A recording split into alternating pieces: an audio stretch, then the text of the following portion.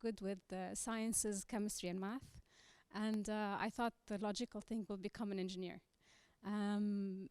So just like any student in high school, I was not passionate about many things. I don't know what I want to do, but I want to succeed and make my family happy. So engineering was a natural thing to get into. But I love people. I really love people. So what do I do about that? I thought, okay, then maybe I should do biomedical engineering, because it's engineering and it has something to do with people. So that's what I studied in university. After university, I worked as a biomedical engineer in a multinational corporation, which everybody knows, called Hewlett-Packard. So I started by installing and repairing machines in hospitals, and after 10 years, I moved up in Hewlett-Packard and became business development manager for Europe, Middle East, Africa for a product line. As an engineer, of course, that's the most exciting thing that you can get to. I have a business card with the logo that everybody knows. And I'm talking to R&D people every day. Wow. So it's very fulfilling as an engineer to be working in an international corporation and contributing to product development. But as I was growing in my career, part of me was becoming not so excited. The more I progress, the more I get a little bit depressed. And big questions started growing in my head. Why are some nations producers and some nations consumers? Why are we waiting for things to come from other countries? I'm doing it. Why can't I do it to companies in my home? So the question started growing until I actually started feeling guilty. Is that okay for you? For the translations also. Sorry. Right.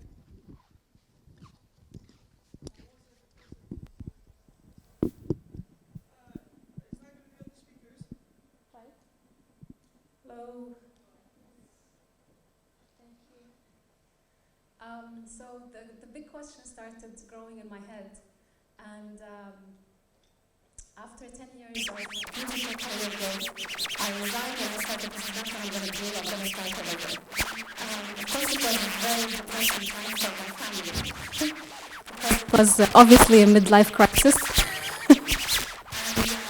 I had no plans whatsoever what I'm going to do, but I know I've learned a lot from multinational corporations, and I'm going to use that to help companies back home become multinational. It's a big dream, but I kept it to myself, and I did not know where to start. So people kept on saying, you have to start a company. Starting a company, okay, you need a business plan, you need this, that.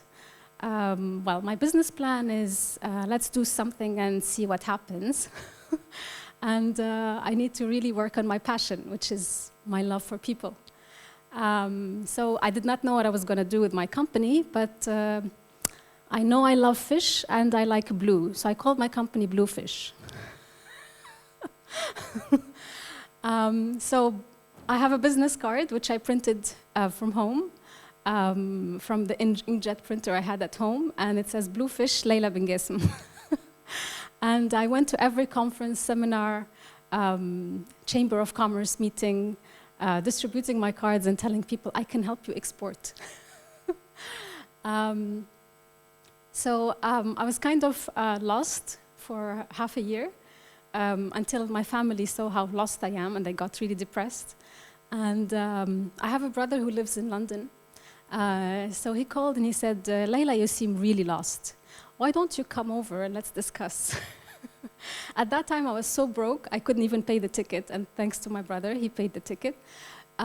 So at the thought of going to London, I thought, I'm going to take a suitcase of products made from home. I come from Tunisia. And I'm going to look for buyers there and then help people improve their lives by creating markets for them overseas. And what's so difficult? I sold medical equipment. Handicraft, what's handicrafts? So I went to the souk and filled the suitcase with products and then traveled to London. So I had this suitcase of products that even I wouldn't put in my house. And I was running around London, trying to meet the buyer of Harrods, Selfridges. Of course, they were not very excited to see someone with a business card printed from an inkjet with a company called Bluefish and products that I was not very proud of. But they actually made me meet the junior buyers.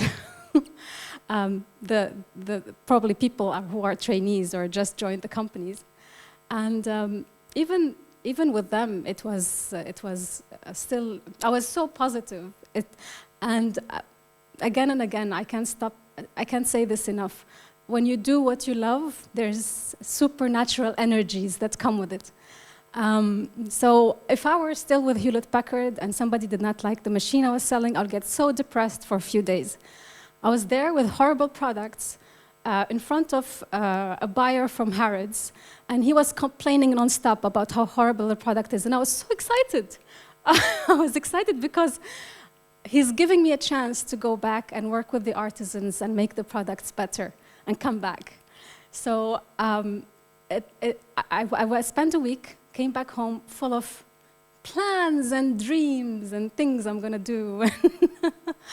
And of course, I went back to all the artisans and explained to them what product development they should do to access international markets. And I was trying to explain to them what you're selling back home is not enough to survive your family. So, you need to work on improving the product. But improving the product and training them and doing all the needed uplifting for their business and the product required money. So where am I going to get the money for? Also, I need to travel around and go to rural places and get the products developed, and I needed money as well. So many people are like, just buy and sell. You'll make a good living from a commission. But that's not exciting. I think I really want these people to develop and become sustainable entrepreneurs. So one thing led to the other, and then I met people who worked for the World Bank, and they ran a project called FAMEX, which funded such projects. So I started designing projects, trying to understand what micro businesses need to improve their product, their entrepreneurship skills, their company structure, and then try to get funding to bridge, to help them become more marketable and more sustainable as businesses.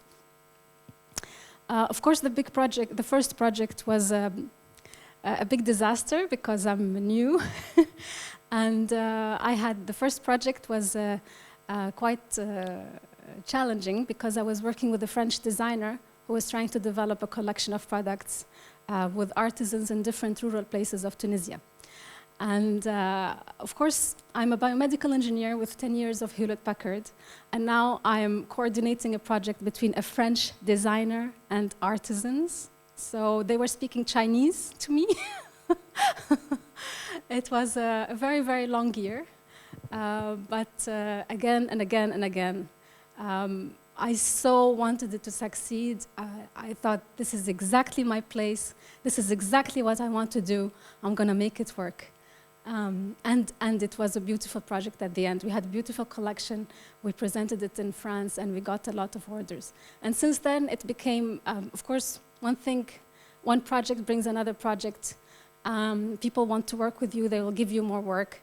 And I had many other projects. Similar with other artisan groups, other target markets, other products. And then I started getting requests from Bahrain and the UAE, and I did not know it when I started because, as you know, Bluefish did not know what its mission is. But after some time, I realized that there's a market gap for Arabic women who want to help micro-business Arabic women. And that created more demand for such services in other countries. So In 2009, that was 3 years after I started Bluefish, I got a request from Khalifa Fund in the UAE to initiate a project called Sura, which would create artisan micro businesses in the UAE. So I moved to Abu Dhabi, and that's what I had been doing for the last 5 years. And it has been a beautiful journey, again, of discovery, of finding people who have amazing talents, amazing heritage, that just need to be coached to use their skills to become self-sustaining entrepreneurs. Today, Sura is a brand. It acts as a social enterprise which creates income for more than 200 Emirati artisans all over the UAE. So I've left Khalifa Fund in December last year, and now I'm back to Bluefish, and I'm developing more projects back home and here. It started with a very simple idea. It basically started with, let's do something and see what happens. I want to help people. I've developed a lot of skills in multinational corporations and a very, very strong will to make it happen. Today, Bluefish is getting requests from different countries, and I'm actually struggling to get all my projects running. So it's, looking back at when I was in high school, I think the most important thing is to give time. When the time is right to become an entrepreneur, it will be too strong inside you, you cannot deny it. You don't have to, nobody has to become an entrepreneur tomorrow morning. Nobody has to find their passion today. I think with time, you do your best in whatever you're doing, and a time will come where it will be again so strong that it will push you. It will, and no matter what difficulties you'll find, because you're so passionate, because you so want to do it, you'll find solutions, time, funding, people. Inshallah, doors will open. Thank you very much. So I'm open to questions now.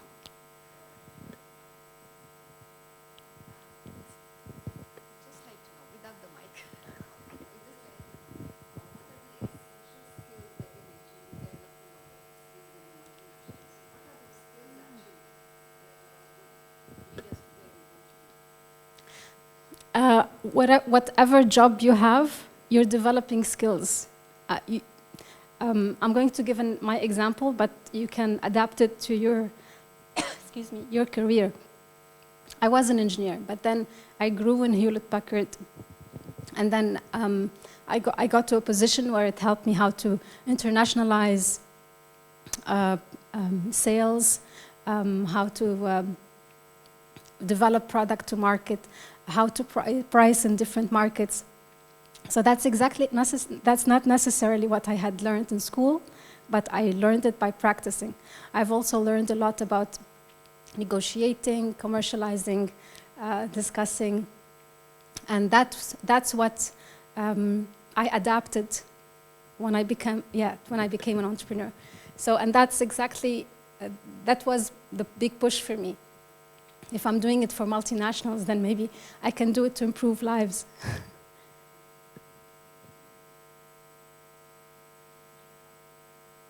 I think I was too fast. Sorry.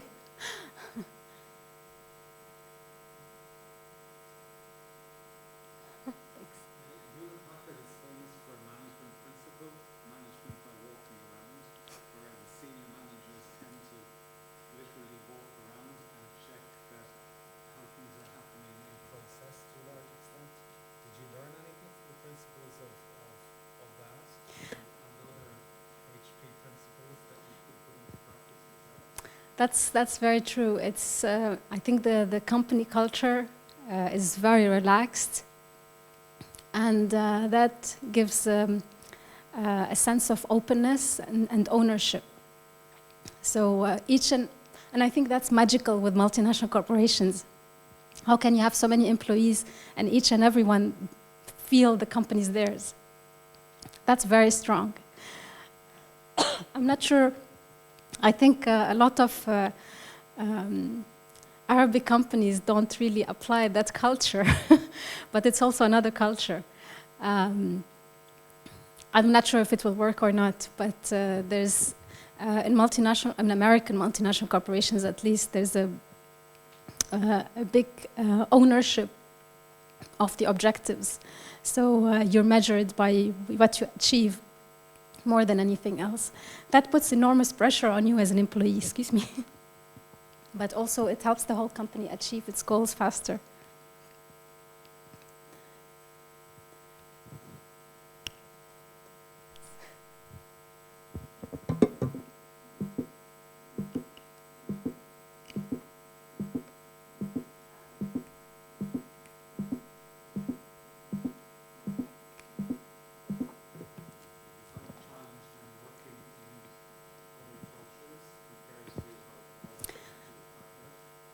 Of course. It's not only that, it's, well, Hewlett-Packard was very organized, so that also is very important.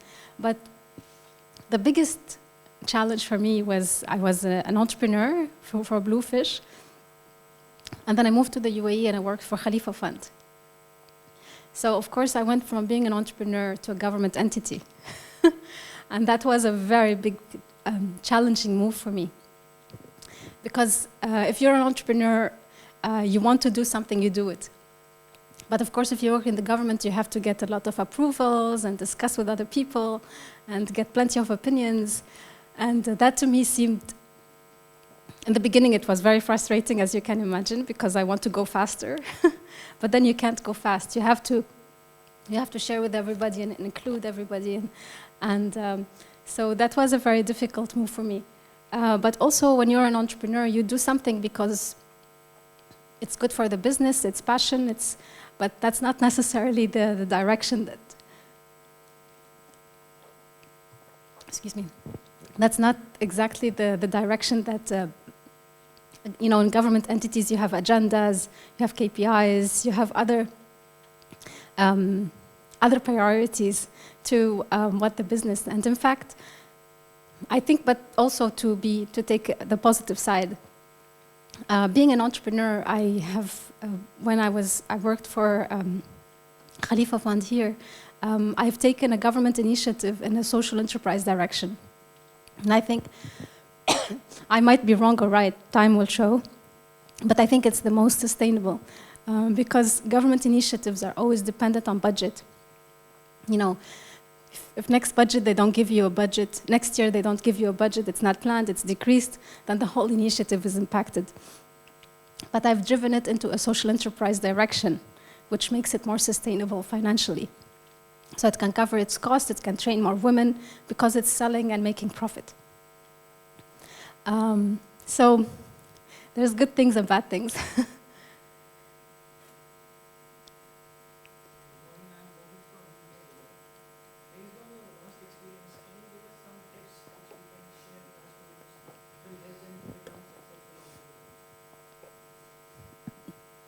Again, I think the most important thing is to give time. I meet a lot of people who tell me, give me a good business idea. That will not succeed. It has to come from inside you. It has to be something you really love. If you're really passionate about it, you'll succeed. But I can't give, I mean, we're all different. We all have different passions. We all want to tackle different, we all have different lifestyles. So it has to be something that you believe in, that you want to fight for, that you're willing to invest yourself in. So that's the first thing. The second thing, again, is to give time. You don't have to become an entrepreneur tomorrow morning. Today's passion, if you think you're very passionate about something today, maybe you'll sleep tonight, you wake up in the morning and it's not there anymore in your mind, then it's not a passion. Just wait and the time will come where you will be so obsessed with something, you sleep, you wake up, you sleep, you wake up, and it still comes back. then you know it's your passion. Because all of us, hear ideas every day and you're like, oh, I'm gonna do that.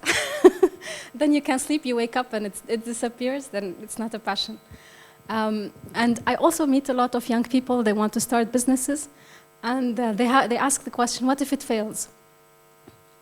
If you ask that question, or if you're thinking of plan B, then it's not a passion at all. Because if you're super obsessed with it, you will make it happen, you'll not even think about failure. There's another entrepreneur in the room, I think she can confirm. So the minute people ask me that question, I know they need to wait a little bit more.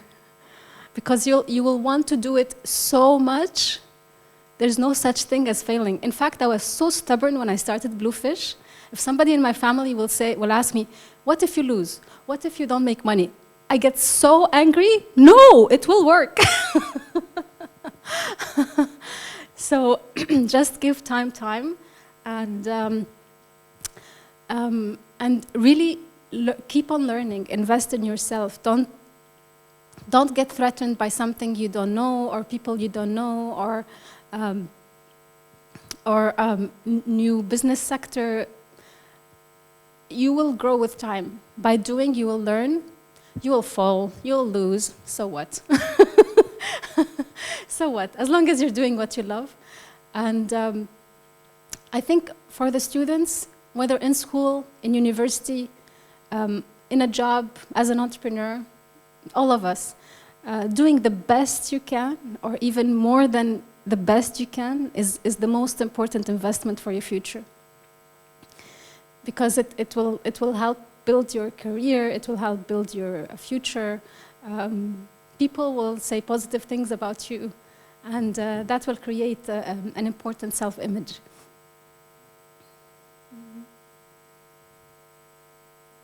Looking at the same question from a slightly different perspective, is it possible that you could have gained some experience in school, or been through some program in school that would have saved you some degree of time, and you would have come to the same conclusions possibly earlier, and not have spent all that time in HP, for example? I always ask myself the same question. I think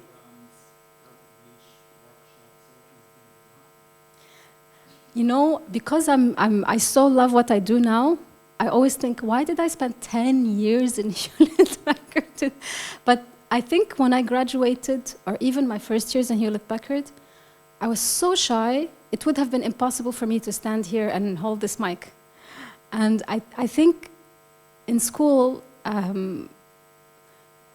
there was so much focus. I mean, I'm much older than youth now, of course, but there was so much focus on academia and almost no focus on soft skills.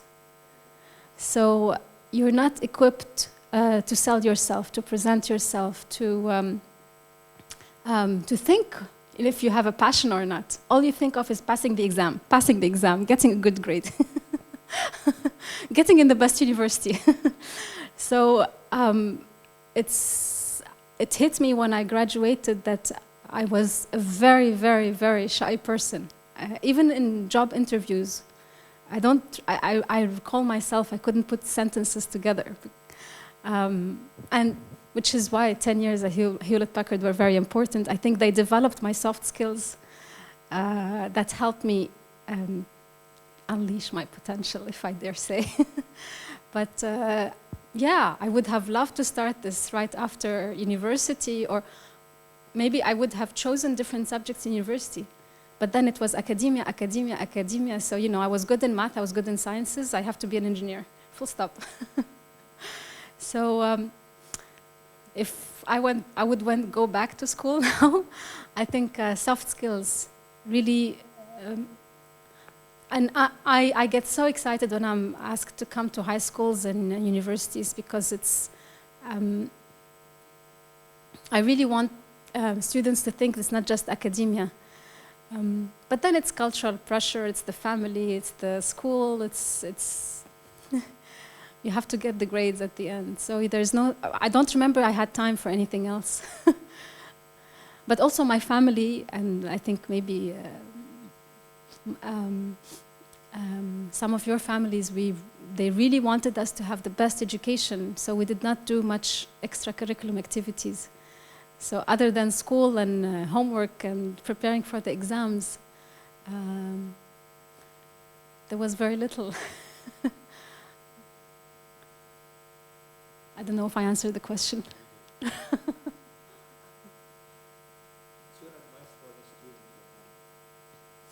students? I'm not sure if it's for the students or the parents, but I think if schools had clubs and associations, I don't know if your schools have them. In my time, there wasn't. There was only a computer club, but there were only 2 PCs and 100 people trying to get on. So that was not interesting to me at all. But I think they really must develop their soft skills. There are plenty of different ways. It could be after school activities, it could be clubs in the classroom, it could be during vacations, during when the schools are off, to develop, some field trips or make them do something so they discover what they like, what they don't like. It's not just what you're good at in school. There are also other passions that could have nothing to do with what you're good at.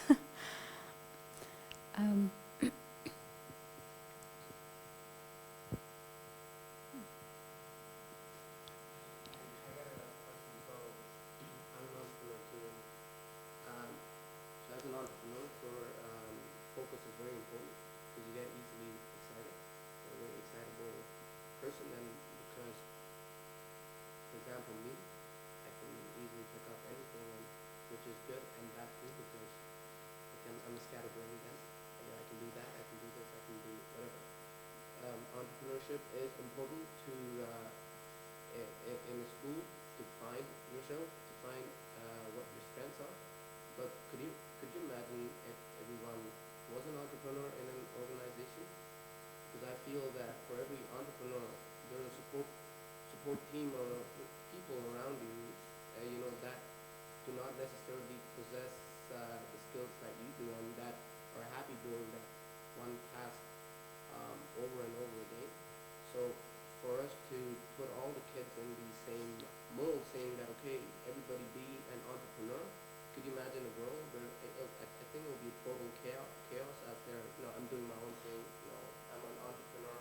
I don't deliver things on time, or so on and so forth. So I just wanted to know your thoughts on that. Short promoting entrepreneurship is good as a way to find yourself for what you're good at, but what you were good at 10 years ago, you may not like it anymore.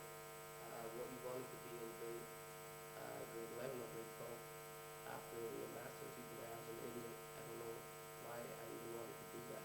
So just wanted to know your thoughts on that. That not everyone can be an entrepreneur, not everyone prefers the entrepreneurial style of learning in a school. Well, entrepreneurship is becoming a hot topic now. I come from Tunisia. We're proudly the troublemakers. I think if you ask my opinion, I think it's overrated as a solution for the big unemployment that we have in the Middle East. I agree with you, not everybody is an entrepreneur and not everybody should become an entrepreneur. We need people to run the country too. But entrepreneurship is not, I'm standing here, I'm smiling, I'm telling a nice story, but it's risk every day. I don't know how much money will come next month. I don't know if I will have clients next month. It's living on the edge, and it's not for everybody that can take it. Maybe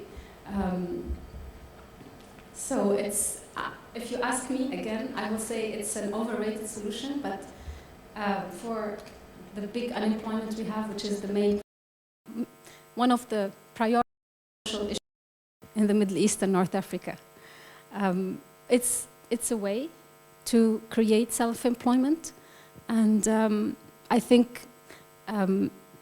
governments should have the right infrastructure to promote it if people want to try to become entrepreneurs. But again, it's living on the edge, and I don't think everybody has the right. Not everybody has the right humor or lifestyle or mentality that will let them live there, live like that. It's living a risk every day. Every day you have to think, okay, where will the money come this month? Will I be able to survive it next year? Will there be something next? I'm sure you live through this, and I do the same. I think I'm so used to that lifestyle. You give me a nice salary and a job, and I will not be comfortable anymore. But that's my lifestyle. You can choose if you can, but why not? If you cannot find a job, I think there's unemployment is an issue in the UAE. In my country, we have a lot of people unemployed, and why not? If they want to try out something, they should. And another point that will go back to your question. Maybe because I did 10 years of Hewlett-Packard, I'm fulfilled as an engineer. But I see young people who just graduated as engineers and are jobless for 4 or 5 years. And I tell them, do something else. It's easy for me to say because I lived, I experienced, I had a career as an engineer. But if you graduate as an engineer or a doctor, you're hungry to be one. So it's also hard to maybe to do something that's not related to so many years of studies and go in another direction. Would not that be part of the problem? I think the problem is not so much that there's no or little entrepreneurship in North Africa, in the Middle East. There's a lot of entrepreneurs, but they're setting up the same kind of businesses, and they're going to the same kind of areas, selling pretty much the same kind of product. The problem may be a lack of innovation as opposed to a lack of entrepreneurship. I agree. Once you start something and it's successful, the whole world wants to be the same. But at the same time, if you're innovative, then nobody funds you. Because they're like, what if you fail? Yeah, but help me try, So I agree. It's a challenge. Because I meet so many young people who want to become entrepreneurs. Some are quite innovative. It's just that the more innovative you are, the less support you find, because also the people who will support you are not sure they want to take the risk, but they know this other person succeeded, so we will fund another one to do the same. And that also needs to totally change. I've worked in Tunisia with funding organizations. I worked with Khalifa Fund here, and it's often the case. For out-of-the-box ideas, people get suspicious. So it's not just not having innovation, but also the market reaction to innovation. I think you need to be a super fighter, persistent, determined person to push through when your idea is new.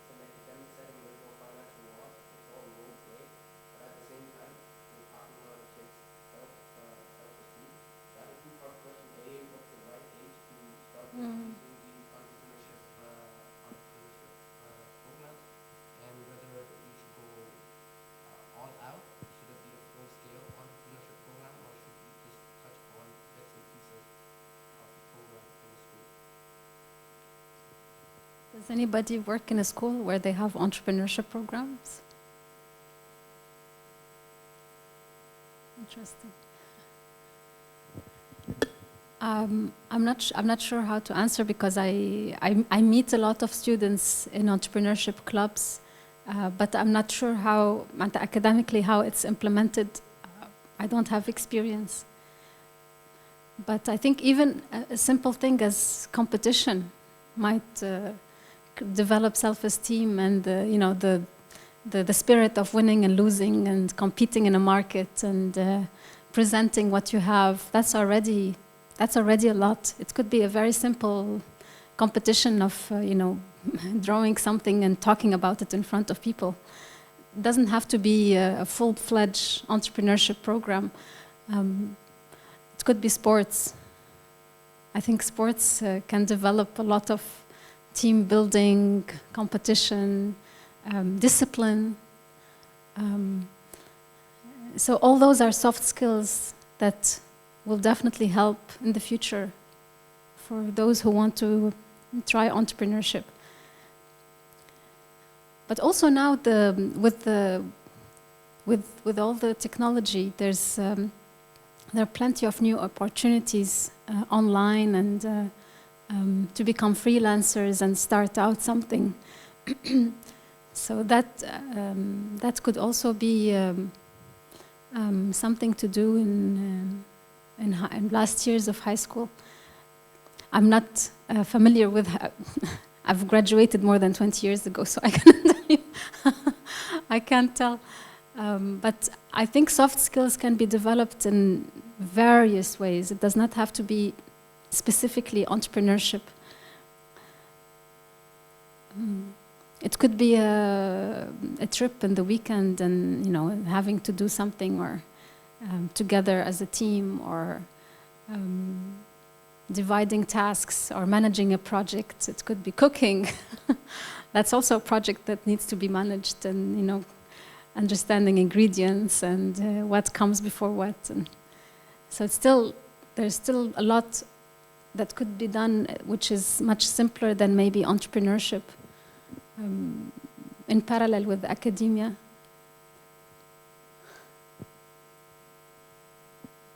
Anybody has anything to add to that?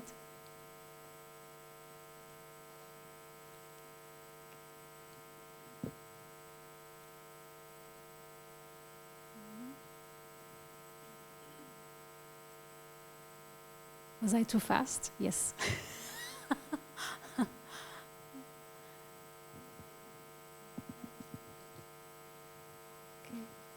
Well, thank you very much. I'm still around if you want to discuss something. Thank you.